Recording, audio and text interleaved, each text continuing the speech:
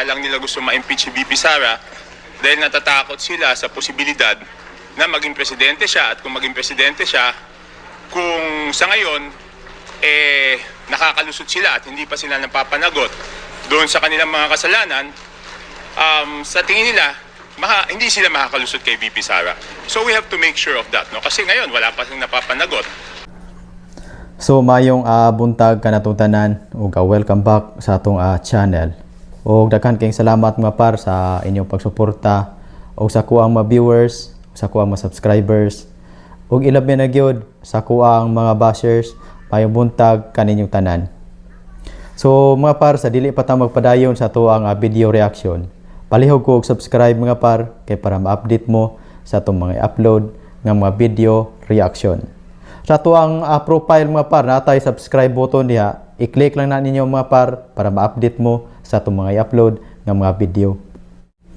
So karon mga par, ang House of Committee on Justice ni resume sa ilang pagtuki gahapon sa impeachment ni Sara Duterte ug ilang gi-declare nga sufficient in grounds.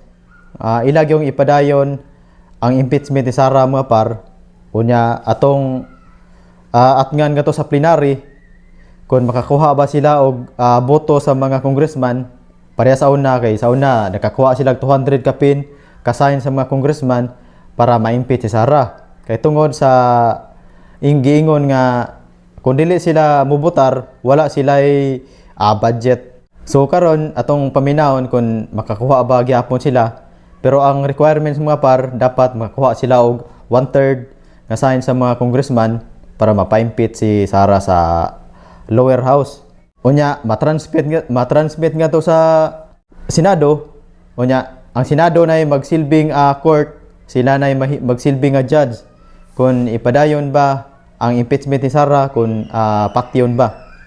Pero lahi ang sistema nga to sa Senado mga par, kaya ang mga senador tibok Pilipinas ang nagtan-aw nila.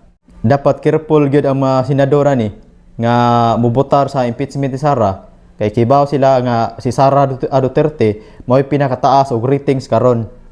Kay kaning mga senador mga par, kung once nga mubotar ni sa impeachment ni Sara, tikyaob ni ika 2028 mao na prangka-prangka nga baga istorya, kung istorya lang tag tinuod.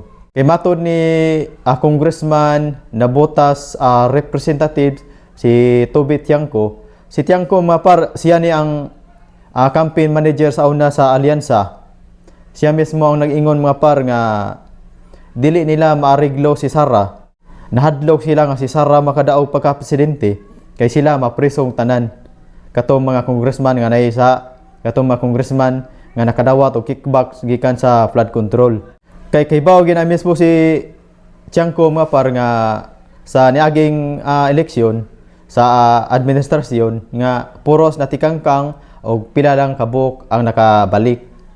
Ug atong tan-awon mga par, ug akong ipakita ninyo ang giingon ni Toby Tiangco nga dili nila maariglo si Sara Duterte kung mahimo ni siyang presidente sa 2028. So daghang mga preso ani mga par. For accountability of all public officials, no? So, pero dapat natin siguraduhin na itong proseso ng impeachment kay VP Sara is really for accountability at hindi para maka-escape from accountability yung mga taong involved sa pinakamalaking scam, no, doon sa flood control project, no. So yun yung akin, no, na baka naman kaya lang nila gusto ma-impeach si VP Sara dahil natatakot sila sa posibilidad na maging presidente siya, at kung maging presidente siya, kung sa ngayon nakakalusot sila at hindi pa sila napapanagot doon sa kanilang mga kasalanan, sa tingin nila hindi sila makakalusot kay VP Sara. So we have to make sure of that, no? Kasi ngayon wala pa silang napapanagot. So isip nila kung si VP Sara manalo, siguradong papanagutin sila. So let's make sure about that, no? Ipapatupad.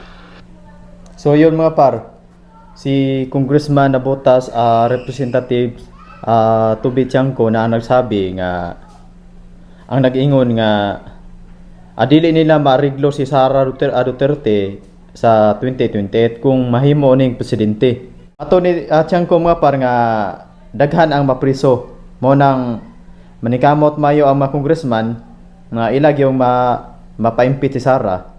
Kay kinsa man kunoy ganahan nga makadaog si Sara Duterte, kinsa man kunoy ganahan nga congressman nga mahimong presidente si Sara Duterte kung ikaw nga congressman nakadawat kag kickback gikan sa flood control, nakadawat kag malitang kwarta nga gikan sa tax ng bayan, tax sa mga Pilipino nga nagtrabaho nga naghirap maayo, di ba?